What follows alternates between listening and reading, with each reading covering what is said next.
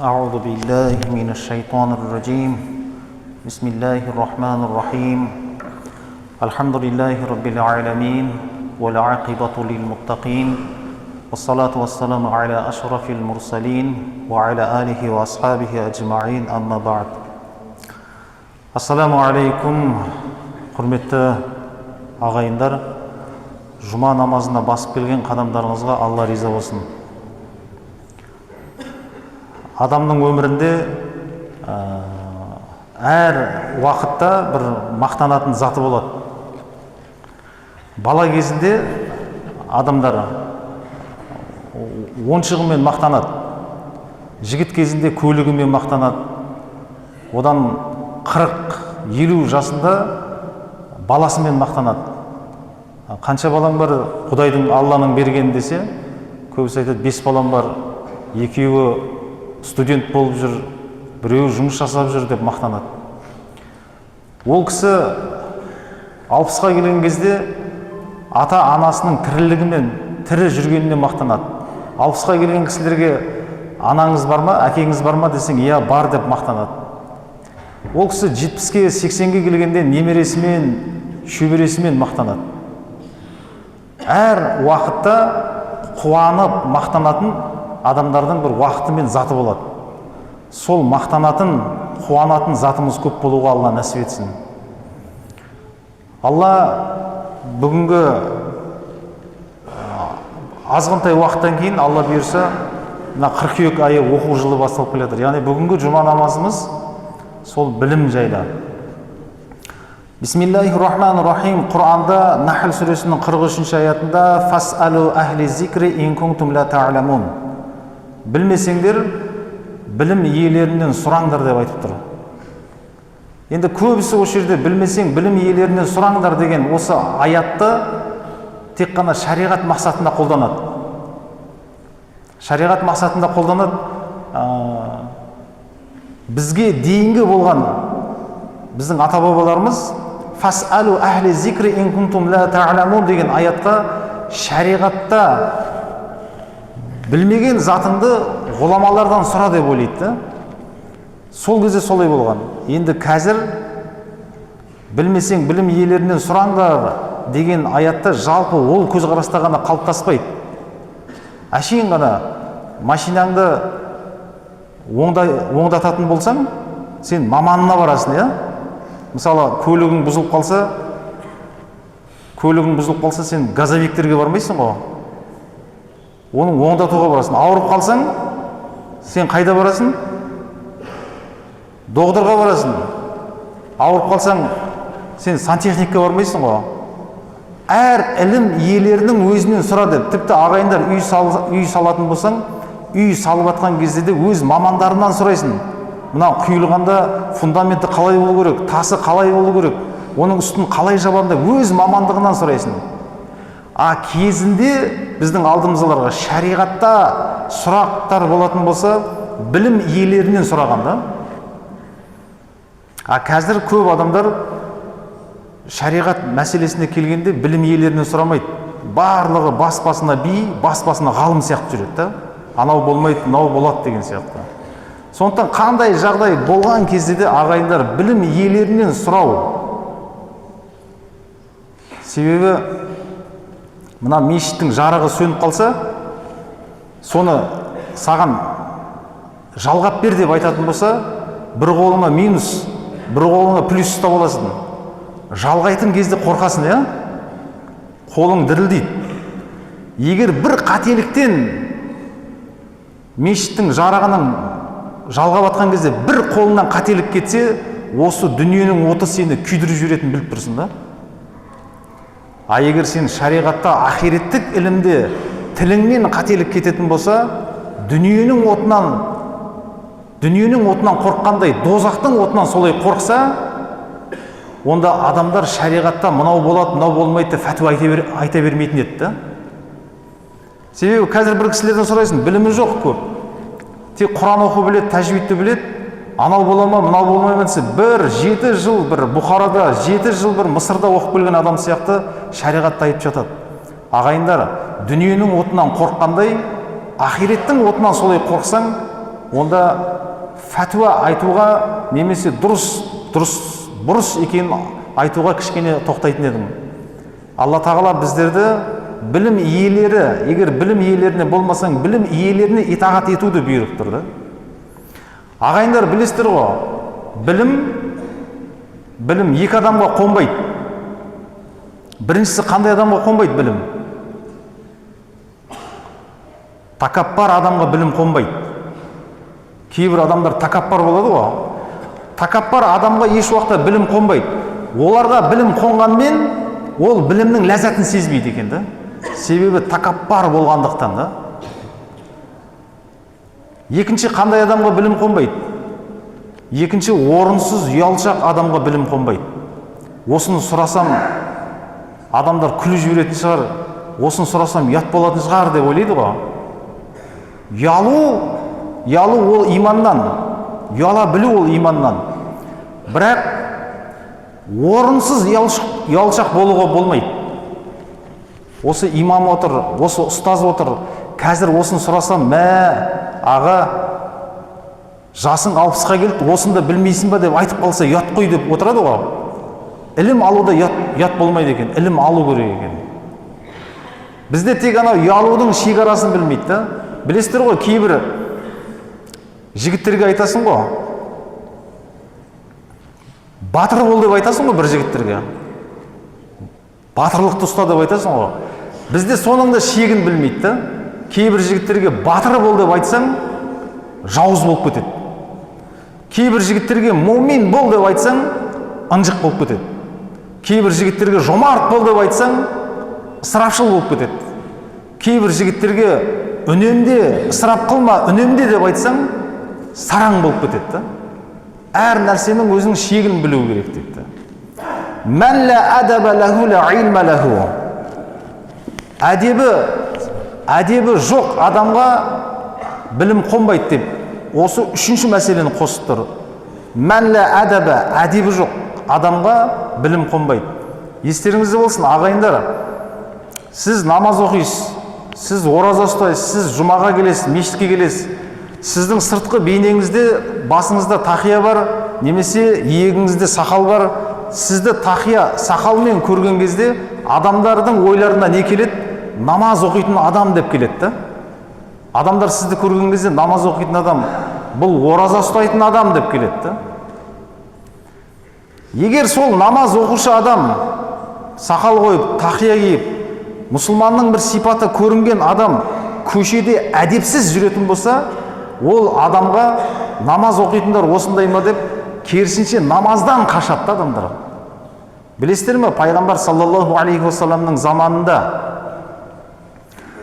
Аман деген ел болады ғой. Сол Аман деген елдің патшасын ұстап алады. Сөйтеді, Масжид Набави, Мәдинадағы мешіттің қасына келіп байлап қояды. Пайғамбар саллаллаху алейхи уассалам оған келіп, Баширинаса аннаху ман қала ла илаха иллаллаху Мухаммаду Расулуллах ва джабад лаху илал джаннати ли қаулихи алейхиссалам деп оған шақырады. Намазға неге иман келтір деп шақырады. Оған не айтады? Иман келтір, Алланың барлығына, бірлігіне иман келтір. Және пайғамбар саллаллаху алейхи уассалам Алланың елшісі және құлы екеніне иман келтір деп шақырады. Ол патша, Мәдина мешітінің алдында талға байланып тұрған патша иман келтірмейді ғой. Бір күн иман келтірмейді, 2 күн иман келтірмейді, 3-ші күн иман келтірмейді, 4-ші күні пайғамбар саллаллаху алейхи уассалам оны босатып жіберіңдер дейді. Босатып жібереді. Аман елінің патшасы Мәдина қаласының сыртына шығып кетеді. Мәдина қаласының сыртына шығады, жуынады, шайынады. Енді атын, сауытын, қылышын бәрін беріп жіберді ғой. Сыртқа шығып, жуынып, шайынып, азғантай асын ішіп, қайтадан Аман елінің патшасы Масжид Набавидің пайғамбар Расулының мешітінің қасына келеді. Сөйтеді, ассаламу алейкум, я Расулулла деп айқайлайды. Пайғамбар саллаллаху алейхи уассалам оның дауысын таниды.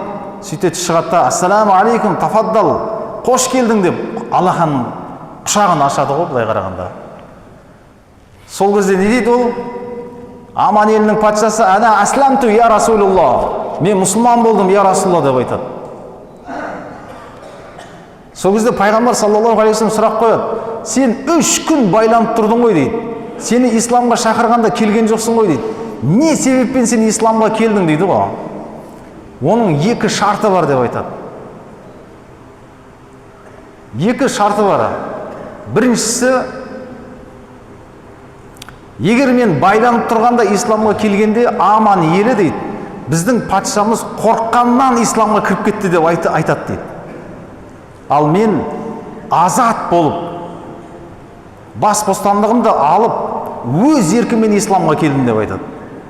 Енді сөзде екінші сұрақ: неге ол исламға келді, ағайындар?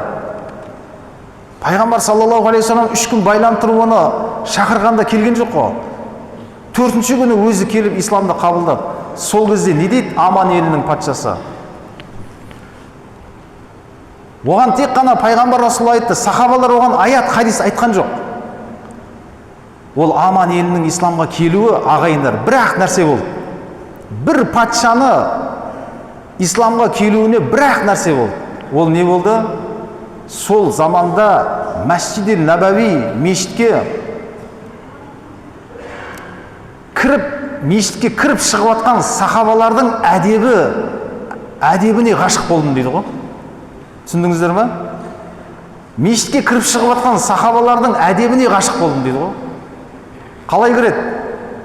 Олар кірген кезде, ағайындар білесіздер ме?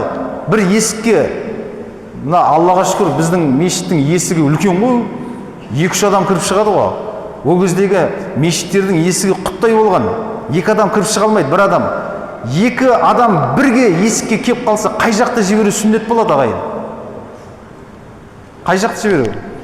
Аллаху акбар, оң жақты жіберу сүннет болады.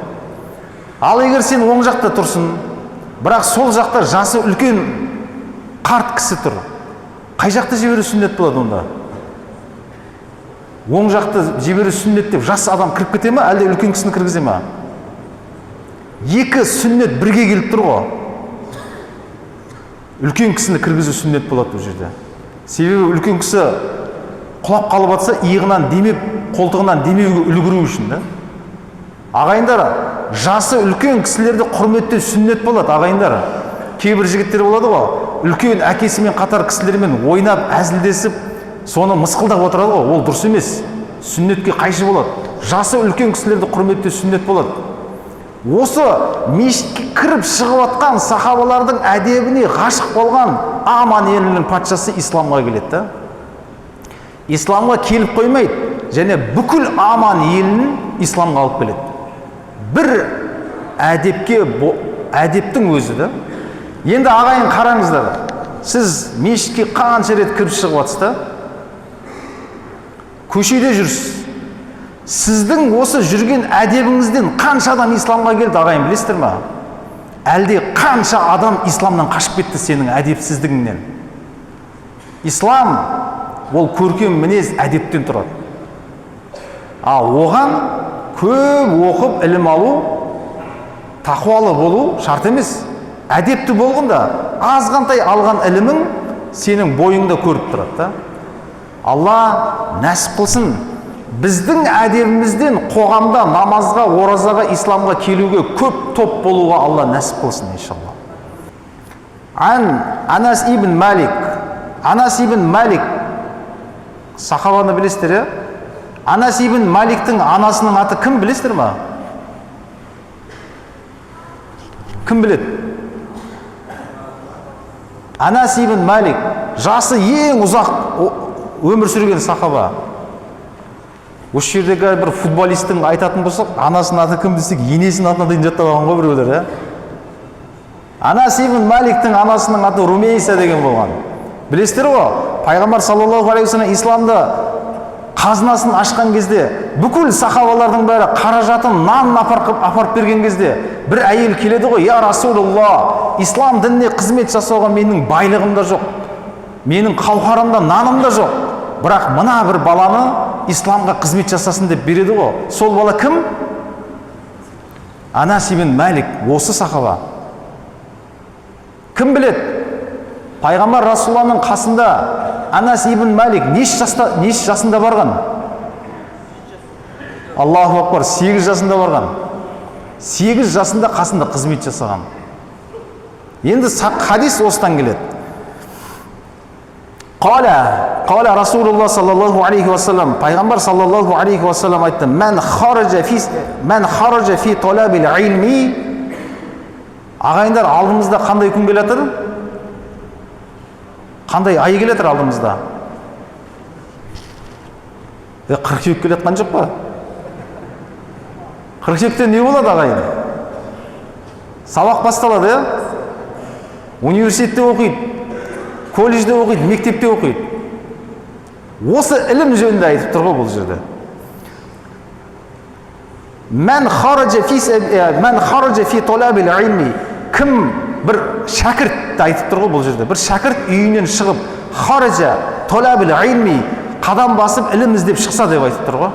Түсіндіңіздер ме? Қадам басып ілім іздеп шықса деп айтып тұр бұл жерде.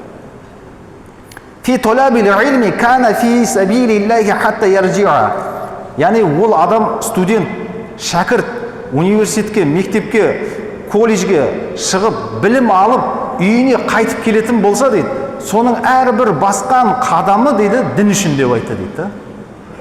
Түсіндіңіздер ме? Ілім алу ол дін үшін. Енді қараңыздар, көп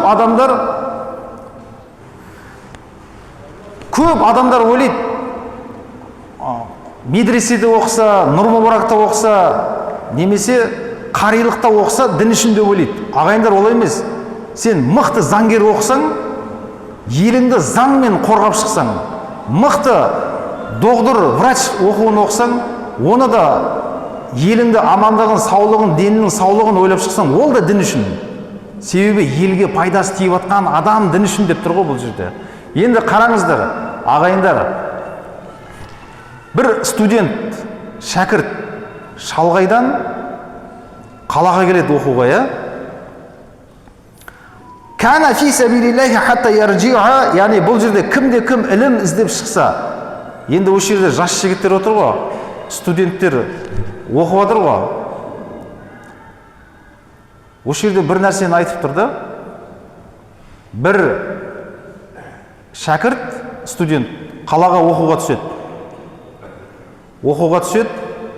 Қараңызшы, сол қалаға оқуға түскен жігіт, шалғайдағы әкесі осы жылы үстіне көйлегі кимесе де, осы бала оқысыншы деп, өзінің қараңыздар, әкесі өзінің үстіндегі көйлегін жаңартпаса да, баланың үстіндегі көйлегін жаңартады. Сен қыркүйекте оқуға барасың, сабағыңды оқы бала, әкең қартайып келе жатыр.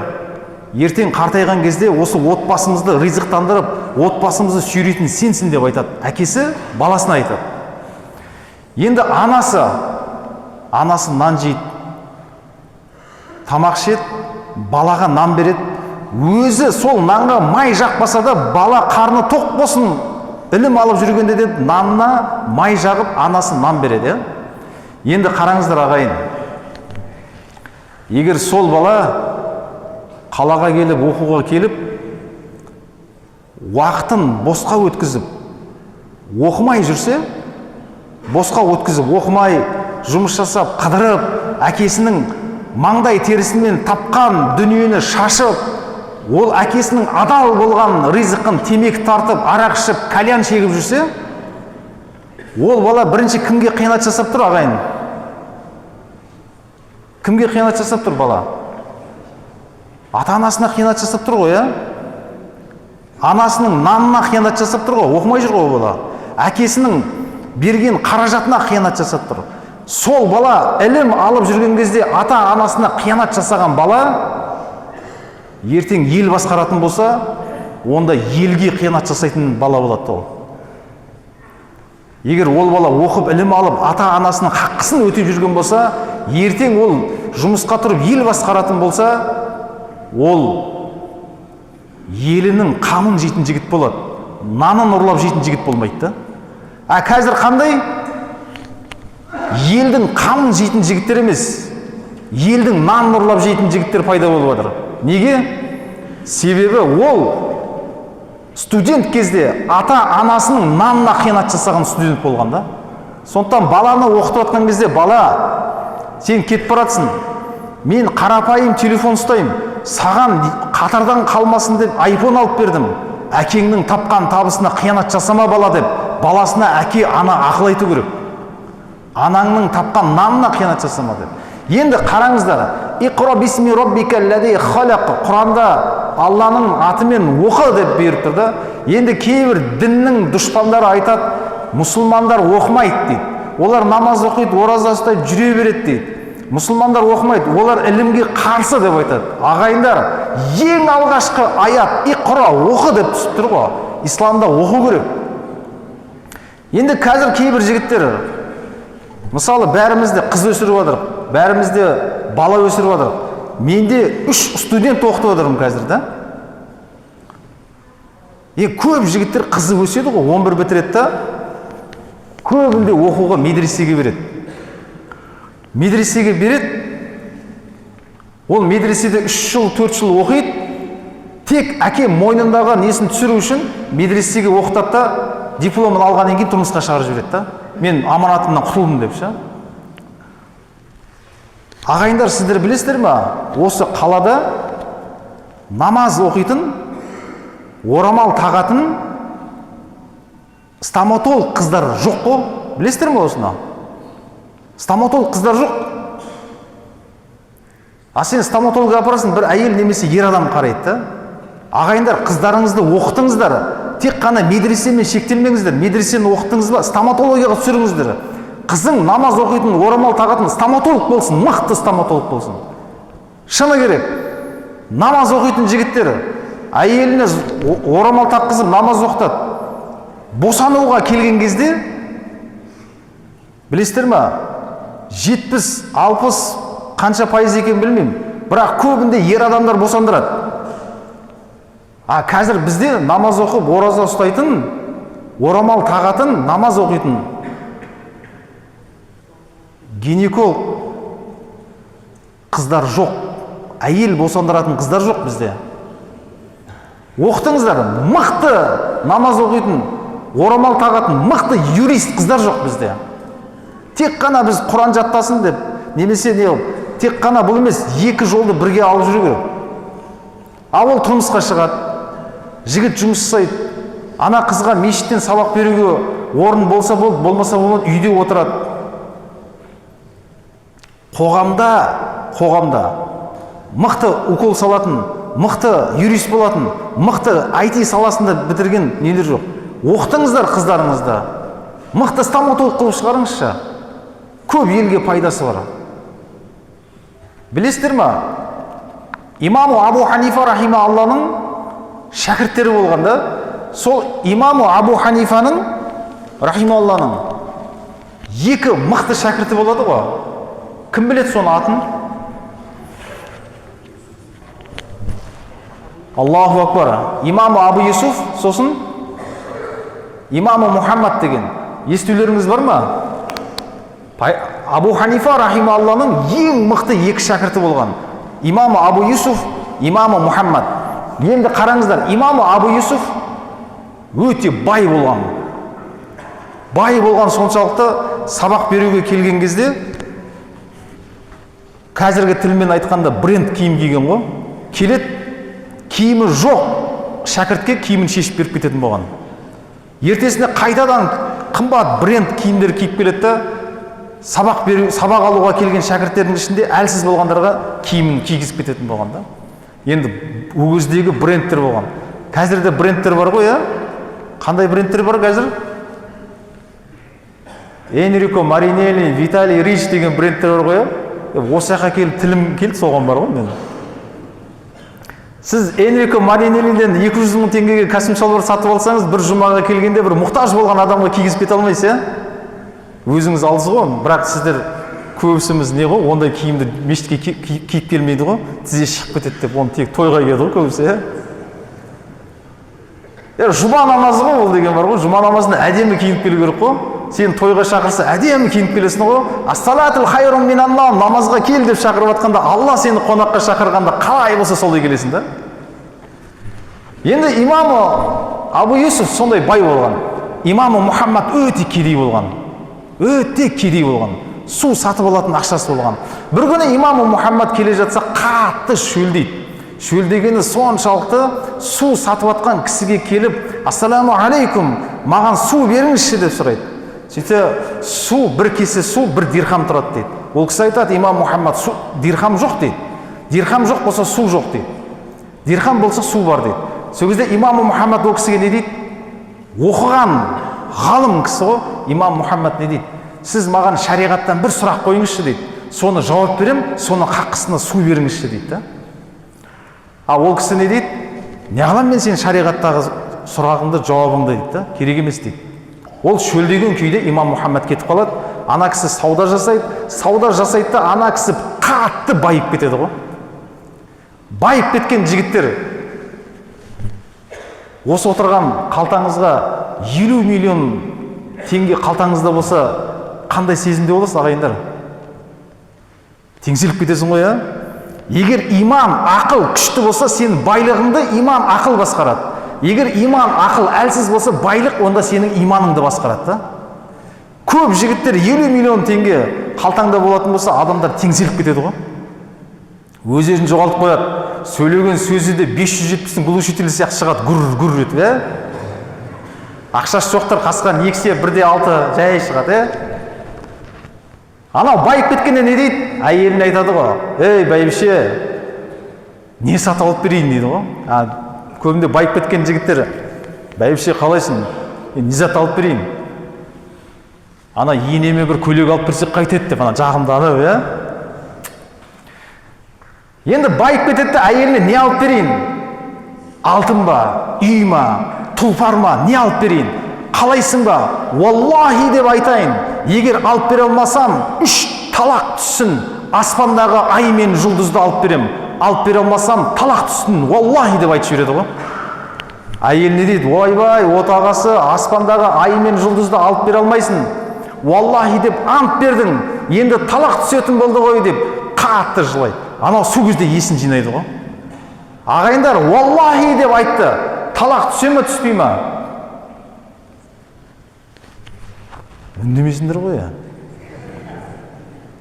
Енді не істейді? Бүкіл бай ғой енді, ғұламалардың бәрін жинап алады. Мысалы, Ақтөбеде бір бай болса, жетім молда келсін десе, барасың ғой, не істейді бармағанда енді. Осындай жағдай бол, талақ түсе ме, түспей ме дейді. Сосын не дейді? 100% барлығы талақ түседі деп айтады да. Сол кезде, о кезде талақтың жинаяттағы қазилар оны мөрін басады. Мөрін басайын деп тұрған кезде, ана су сатушы бай тоқташы дейді ғой қазиға. Кезінде су сатып атқан кезде бір имамы Мұхаммад деген шәкірт, ұстаз, маған бір мәселеге бір су берем деп айтып еді ғой дейді да. Соны шақырайықшы, сөйлесейікші дейді. Соны шақырып келеді. Имам Мұхаммад қарайды, не дейді? Кезінде бір шариғаттың мәселесінде бір кесе су бермеген сараң байсың ғой дейді да. Енді осы мәселеңді шешіп берем дейді. Бірақ байлығыңның жартысын дейді, Нұрғасыр мешітке бересің дейді ғой. Ол кезде Нұрғасыр жоқ қой, айтпақшы. Сол кезде не дейді? Келіседі ол. Қайда барады келіспей? Бәйбіше жақын ба әлде, байлық жақын ба, ағайын? Үндемейсіңдер ғой, сендер бәйбішеден шаршап жүрген адам сияқтысыңдар ғой, Айтсыңдаршы, бәйбіше балдарының анасы жақын деп айтсаңдаршы. Ондай ақша болса, бәйбіше не керек деп ойлап тұр ғой, бәрі бар ғой. Алла. Мына жақтан бері сондай қойдық қой. Ағайындар, сол кезде келіседі. Енді балдарының анасы ғой ол, бәйбішесі жақсы көреді. Сол кезде байлықтың жартысын берем дейді. Енді имамы Мұхаммад осы жерде талақ түспейтін не үкім айтады, кім біледі? Аллаху акбар. Имамы Мұхаммад ана бай кісіге айтады, сен бір кітап, Құран кітап сатып ал дейді. Бір кітап, хадис кітабын сатып ал дейді. Екеуін қоста бәйбішеңге сыйлыққа бер дейді. Ішінде ай мен жұлдыз 18 мың әлемнің байлығы қамтылған дейді ғой. Содан талақ түспейді да. Түсіндіңіздер ме? Бірақ үйде талақ деп айтып қалмаңдар, оны Амантай шеше алмайды қазір. Имам Мұхаммад жоқ алдымызда. Кішкене сабырлы болыңыздар, иә. Ағайындар, оқып жатқан балдарымыздың ілімі елімізге қайырлы болсын. Өткенде келді бір жігіттер, такаллумның неше томын бітірдің аға дейді. Я такаллумда сен қанша томын бітірдің десем, не қылып тұр? Мантық бәлағаны оқығасыз ба дейді. Я оқыр, сенші оқығасыз ба дейді. Сөйлесіп отырып қой енді. Сөйтіп мына микрофон жасамай қалды да. Ана усилительді қосып бере аласың ба десем, жоқ дейді да. Кішкентай ғана мешіттің бір азан шақыратын усилителін қоса алмай жатқан такаллумда не шаруаң бар деймін да анаған ша. Ағайындар, әркім өз мамандығымен айналысу керек. Қасапшы сойса, шымшықты сойса да кім сойсын дейді? Қасапшы сойсын дейді. Ассаламу алейкум ва рахматуллахи ва баракатух.